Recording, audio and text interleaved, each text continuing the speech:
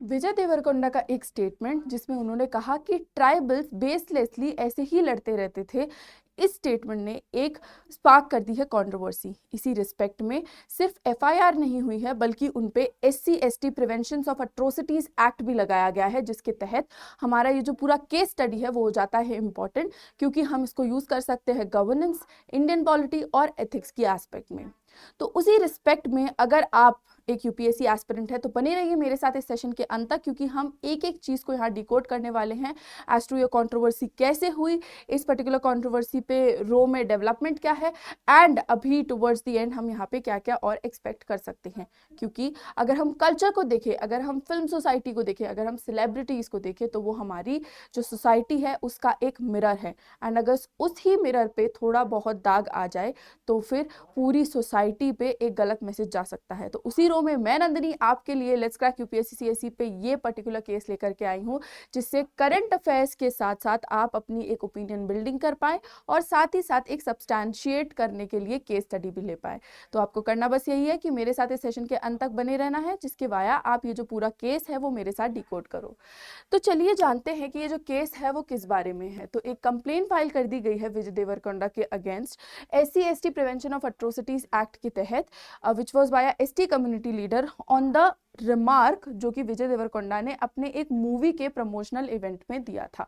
अगर आप देखो तो इस पर्टिकुलर केस में और भी ज्यादा इंट्रिकेसीज प्रेजेंट हैं, बट वो बताने से पहले मैं आप सबको एक बहुत इंपॉर्टेंट अनाउंसमेंट बता देना चाहती हूँ कि अनअकैडमी का जो सब्सक्रिप्शन है 19,999 की प्राइस ऑफरिंग पे आपको मिल रहा है। प्राइस 26 जून के बाद बढ़ जाएंगे, तो मेक श्योर कीजिए कि आप हमारी साथ जीएस सीसैट और अपनी ऑप्शनल की तैयारी एक्सप्लिसिटली कर पाए। तो अगर हम देखें तो ये एफआईआर जो है वो 17 जून को फाइल की गई थी, जबकि इंसिडेंट डेट अगर हम रिपोर्ट करें तो वो 26 अप्रैल 2025 का था, जिसके पर्सपेक्टिव से ये देखना काफ़ी ज़्यादा इंपॉर्टेंट हो जाता है कि how these remarks actually hurt the sentiment of the tribal community. Remarks जो थे उन्होंने सीरियसली इंसल्ट किया था हमारे यहाँ की ट्राइबल कम्युनिटी को, और अगर हम डिकोड करें जो स्टेटमेंट था उनका एक्चुअल में, तो वो था कि हमको टेररिस्ट्स को एजुकेट करना चाहिए, ना कि उनको जो भी वो एक्टिविटी कर रहे हैं उसको कंटिन्यू करने देना चाहिए, क्योंकि टेररिस्ट एक इंसान तभी बनता है जब वो ब्रेन वॉश्ड होता है। कश्मीर हमारा है, इंडिया का है, तो इंडिया को पाकिस्तान को अटैक करने की कोई भी ज़रूरत नहीं है। And let's just make this very clear कि जो भी ये हमारे टेररिस्ट हैं, they just keep fighting baselessly like tribals peoples used to do. ये पर्टिकुलर स्टेटमेंट उनके रीजनल लैंग्वेज में आया था, एंड इसी रिस्पेक्ट में जो पूरी कंट्रोवर्सी है वो हमारी स्पार्क हुई।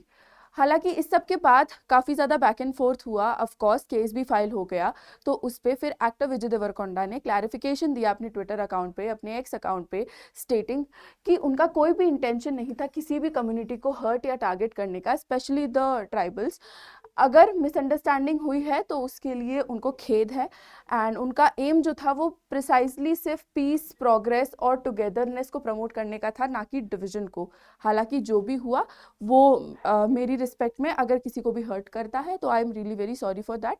That kind of an apology had appeared. This is the screenshot of the entire case, you can obviously refer to it post we are done with the session, but yes ये clarification हमको obtain हुआ along with an apology. So अगर हम इस पूरे case को एक तरीके से रिलेट करने की कोशिश करें हमारे सब्जेक्ट स्पेसिफिक से, तो सबसे पहले हमको समझना होगा कि ये जो हमारा SC/ST एक्ट है वो क्या है।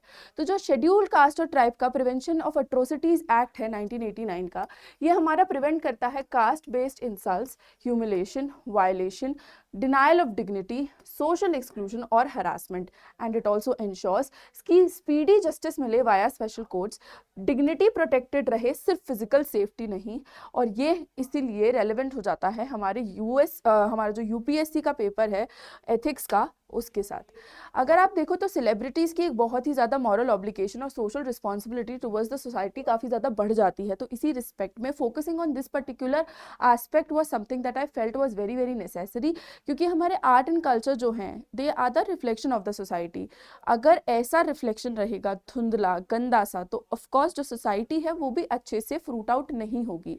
तो उसी रिस्पेक्ट में अगर आप देखो तो यहाँ पे मैंने एक रिलेशनशिप भी इस्टेब्लिश की है between the celebrities and the social responsibility, जिसमें कि सोशल फिगर जो है उनकी मैसिव रीच और इन्फ्लुएंस रहता है।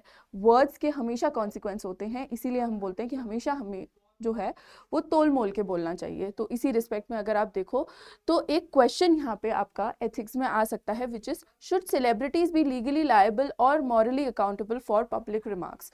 तो इस पे आप अपनी आंसर राइटिंग प्रैक्टिस कर सकते हो, जिससे ये जो पूरा केस है वो टेस्ट भी हो जाएगा एंड आपका एक ओपिनियन बिल्डिंग भी की एस्पेक्ट में भी काम हो जाएगा, जिसके रिस्पेक्ट में आप मेजरली फिर एडवांस कर जाओगे अपने इस पर्टिकुलर सब्जेक्ट में।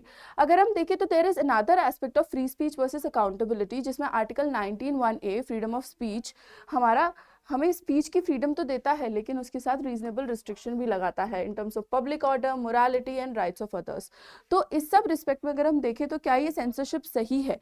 क्या जितने भी स्टार्स हैं या जितने भी लोग पब्लिक फिगर्स हैं उनके पास एक अकाउंटेबिलिटी का फैक्टर रिलाई करना चाहिए? तो उस सब रिस्पेक्ट में इट इज़ वेरी एसेंशियल कि हम इन सारे डिमेंशंस को टच करते हुए अपनी थोड़ी थॉट प्रोसेस रखें एंड वी मेक श्योर कि ये जो विजय देवरकोंडा का केस था it does not get repeated as to society की रिस्पॉन्सिबिलिटी के तहत हम उसको मेजरली एड्रेस करें।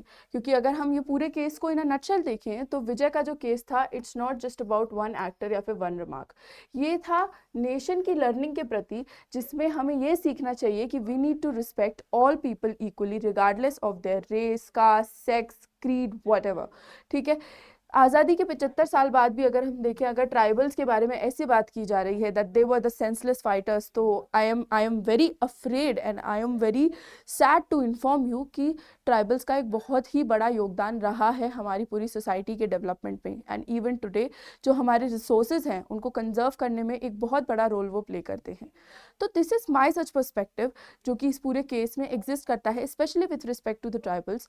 आपका जो भी पर्सपेक्टिव है, आपका जो भी मानना है इस पर्टिकुलर केस के बारे में, वो ज़रूर कमेंट सेक्शन का इस्तेमाल करके मुझको बताइएगा, क्योंकि ओपिनियन बिल्डिंग पे हम लोग जो काम करते हैं वो ऐसे ही जो ओपन एंडेड डिस्कशन है उसी से आ पाएगा। अगर आप लोगों को साइकोलॉजी ऑप्शनल पढ़ना है तो क्लासेस लाइव हो चुकी हैं, पेपर 1, पेपर 2 और साइकोमेट्रिक्स सब पढ़ाने वाली हूँ मैं।